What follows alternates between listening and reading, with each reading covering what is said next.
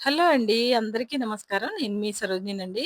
ఈరోజు పూజంతా అయిపోయిన తర్వాత మా పాప రాఖీలు పంపించిందండి. అదంతా మా బాబు టేబుల్ మీద పెట్టేసి రెడీ చేస్తున్నాడండి. తనకు స్ప్రే కూడా పంపించిందండి రాఖీతో పాటు. ఇవన్నీ ఒక సెట్ లాగా పంపించేసిందండి. పొద్దున్నే 6 గంటలకే వచ్చాయండి ఇవి. ఇంకా అన్నీ బుక్ చేసిన తర్వాత మొత్తం అంతా పెట్టి మా అబ్బాయి ఇంకా ఎవరు కట్టేవాళ్ళు లేరు. నేనే కట్టాలి ఇంక వాళ్ళకి. ఎందుకంటే మా అమ్మాయి లేదు కాబట్టి నాతో కట్టించుకున్నాడండి మా అబ్బాయి. ఆ తర్వాత మా ఆయనకండి వాళ్ళ అక్కయ్యలు చాలా పెద్దవాళ్ళు రాలేరండి. అందుకనే మా ఆయనకి కూడా మా పాపే కడుతదండి ఎప్పుడు కూడా.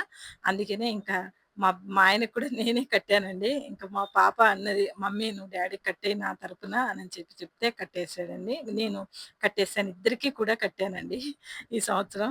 ఆ తర్వాత మా అబ్బాయి ఆశీస్సులు తీసుకుంటున్నానండి. "నేను చీర కట్టుకుంటాను కొంచెం ఆగురా" అంటే, "నాకు పనుంది మమ్మీ నువ్వు తొందరగా రా" అనని చెప్పి ఇద్దరు తొందర పెడుతున్నారండి. "కొద్దిగా చీర కట్టుకొనొస్తాను ఆగండ్రా" అంటే, "లేదు మా వారికి కూడా డ్యూటీ ఉందండి ఈరోజు. అందుకే నేనెళ్ళాలమ్మా" అని ఆయన పొద్దున్నే 7:30కి ఎట్లా అంటే ఇద్దరు చాలా తొందర పెట్టేశారండి. అయినా కూడా ఇంకా రాఖీ కట్టడం మా అమ్మాయి పంపించింది కాబట్టి తప్పకుండా ఆమె కట్టి ఫోటో పంపించాలి. ఇంక లేకపోతే అది చంపేస్తది మమ్మల్ని. అందుకనే ఈ పనంతా అయిపోవాలి. ఈరోజు ఇలా అయితే మా పండగైతే ఇలా సాగింది. ఆ తర్వాత నేను మా ఇంటికెళ్ళానండి. మా అన్నయ్య కట్టాడు.